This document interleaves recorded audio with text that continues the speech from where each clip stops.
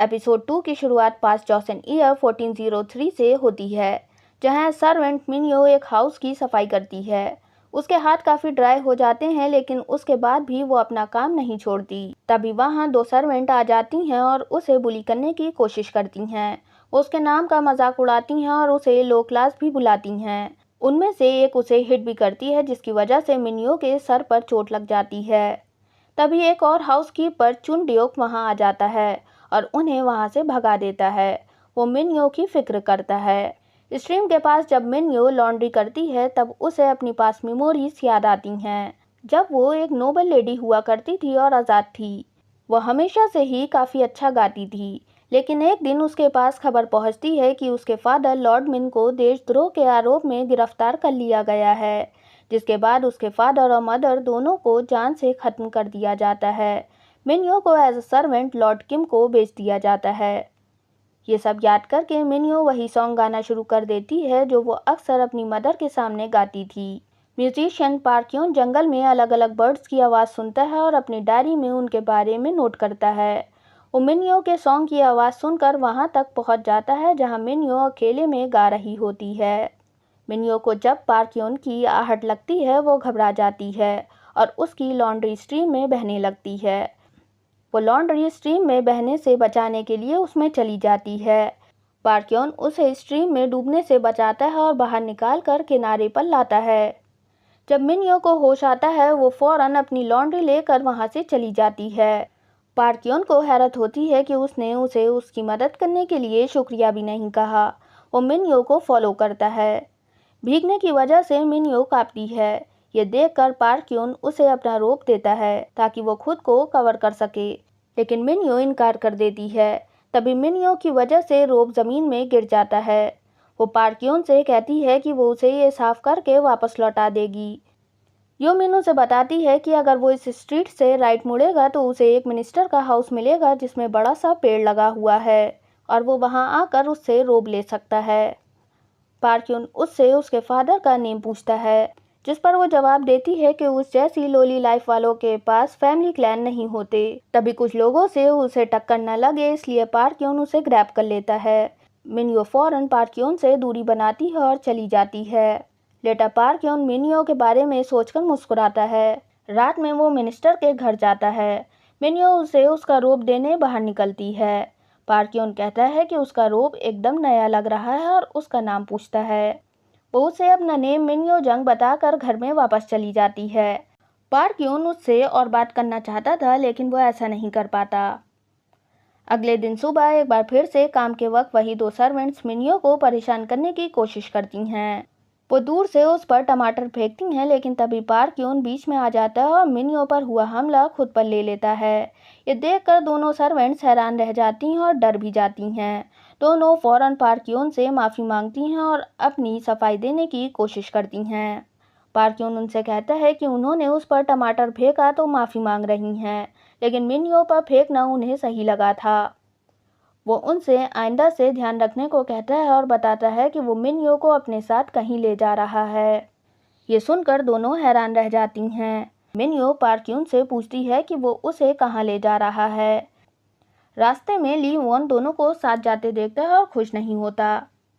पार्क्योन मिन्यो को अपने साथ अपने कुछ फेलो म्यूजिशियंस एंड परफॉर्मर्स से मिलवाने ले जाता है। वो सब उसे काफ़ी दिनों बाद टूर से वापस लौटा देख काफ़ी खुश होते हैं। पार्क्योन उन्हें बताता है कि वो जॉसन के अलग अलग रीजन्स में म्यूज़िक को एक्सप्लोर कर रहा था। वो सब उससे पूछते हैं कि ये उसके साथ लेडी कौन है। उन्हें लगता है कि वो पार्क्योन की मंगेतर है। मिन्यो ये सुनकर चौंकती है, लेकिन पार्क्योन स्माइल कर देता है। सभी जश्न मनाते हैं और कहते हैं कि पार्क्योन के लौटने की खुशी में वो सब उसके लिए दावत अरेंज करेंगे। पार्क्योन उन सभी को डांस में ज्वाइन करता है। मिन्यो ये देखकर काफ़ी खुश होती है। ली वॉन ये सब दूर से देख रहा होता है और खुश नहीं होता। बाद में वो अपने एक सर्वेंट को ऑर्डर करता है कि आज रात उसने एक स्पेशल गेस्ट को इनवाइट किया है, इसीलिए उन्हें सर्व करने के लिए वो लॉर्ड किम के वहाँ जो सर्वेंट है यानी लॉर्ड मिन की बेटी को भेज दे। उसी रात ली वॉन अपने मेहमान पार्क्योन से मुलाकात करता है। उनके साथ डो योंग भी मौजूद होती है। ली वॉन पार्क्योन को ग्रीट करता है और उससे उसकी ट्रिप के बारे में पूछता है। पार्क यून बताता है कि उसने पूरी कंट्री को एक्सप्लोर किया था, जिससे उसे अपने म्यूज़िक के बारे में काफ़ी कुछ सीखने को मिला।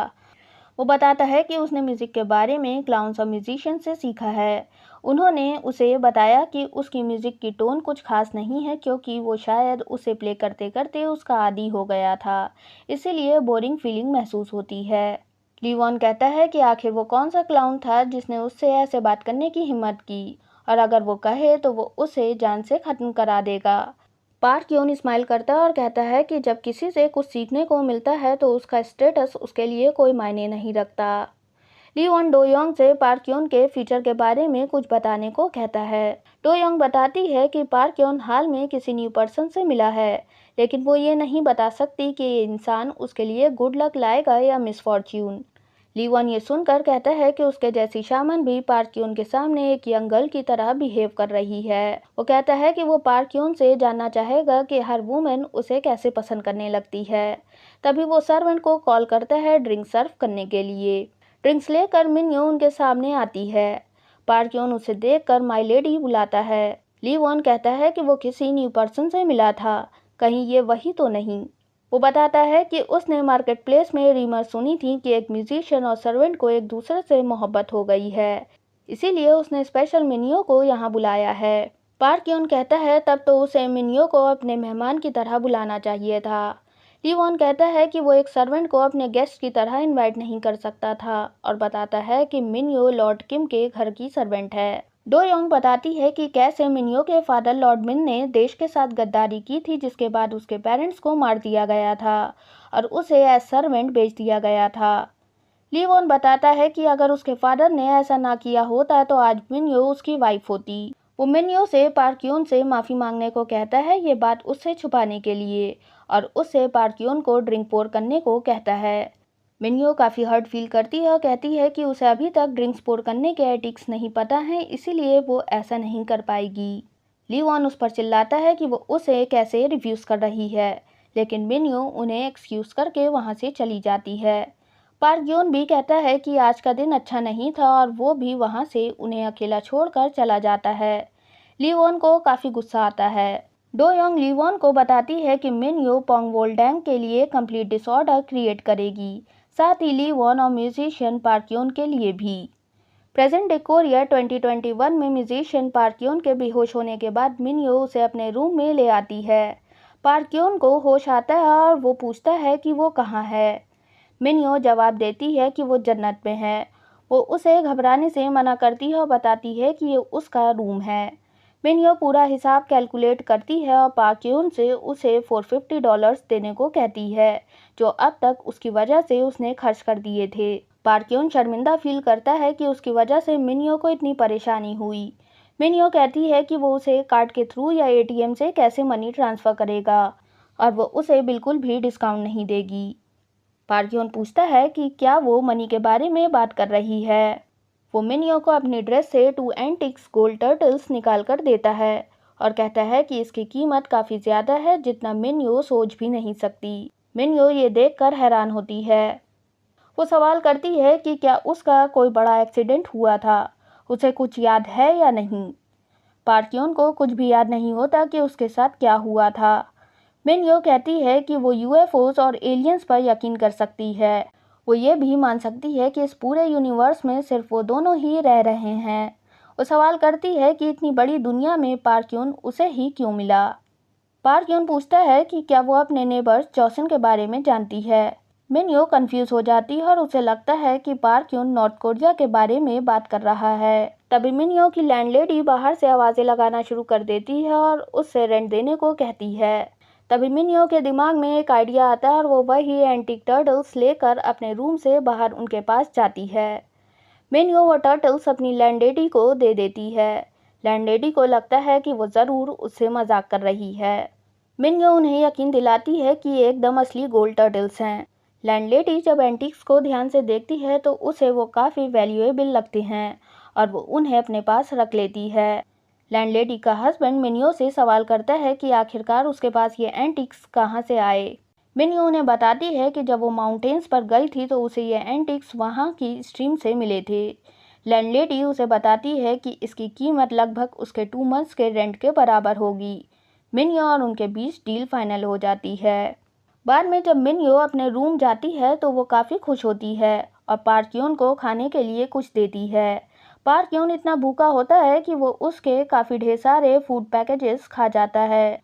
वो माइक्रोवेव को देखकर काफ़ी हैरान होता है और मिन्यो से सवाल करता है कि क्या ये स्क्वायर बॉक्स एक मैजिक वॉन्ड की तरह है जिससे उसने फूड पैकेजेस गर्म किए थे। मिन्यो को उसकी ये बात सुनकर काफ़ी हंसी आती है और वो स्माइल करते हुए उससे कहती है कि हाँ, ये एक मैजिक वॉन्ड है जिसको यूज़ करने के लिए वो हर महीने पेमेंट करती है। उसे स्माइल करता देख पार्क यून काफ़ी खुश होता है और कहता है कि क्या वो हंसती भी है। फाइनली मिन्यो पार्क यून को अपने साथ एक महीने रहने की इजाज़त दे देती है। वॉशरूम में पार्क यून सभी चीज़ें देखकर काफ़ी हैरान होता है, खास करके वो टॉयलेट सिस्टम देखकर और भी ज़्यादा अमेज्ड फील करता है और उसे लगता है कि शायद यहाँ पर हाथ धोए जाते हैं या पानी पिया जाता है। और जैसे ही पार्क यून अपना फेस टॉयलेट सीट में डालने वाला होता है, मिन्यो उसे ऐसा करने से रोक लेती है और उससे अपने हाथ धोने को कहती है। लेटर दोनों रूफटॉप पर जाते हैं जहाँ पर मिन्यो पार्क यून से सवाल करती है कि क्या वो सच में जॉसिन से आया है। उसे अभी भी यकीन नहीं होता कि कोई कैसे पास्ट टाइम से ट्रैवल करके फ्यूचर में आ सकता है, क्योंकि उसे लगता है कि कहीं पार्क यून कोई हॉस्पिटल से तो भागकर नहीं आया। पार्क यून भी मिन्यो की बातों पर यकीन नहीं करता और कहता है कि वो ये मान ही नहीं सकता कि वो 2021 में आ गया है। इनफैक्ट उसे लगता है कि वो कोई सपना देख रहा है या कोई और से फैसिनेटिंग वर्ल्ड में पहुंच चुका है। वो मिन्यो को माय लेडी कहता है और उससे उसका नाम पूछता है। मिन्यो पार्क यून से कहती है कि वो उसे हीग्युम बुला सकता है क्योंकि ज़्यादातर लोग उसे इसी नाम से बुलाते हैं। मिन्यो उससे कहती है कि वो यहाँ पर बस कुछ वक्त के लिए रह सकता है और अगर उसे कभी भी उसके बारे में कोई बात सस्पिशियस लगी तो वो उसे रिपोर्ट कर देगी। पार्क यून मिन्यो से कहता है कि वो उसके पास ज़्यादा वक्त तक नहीं रुकेगा, वैसे भी वो उस लेडी को ढूंढ रहा है जिससे वो मोहब्बत करता है।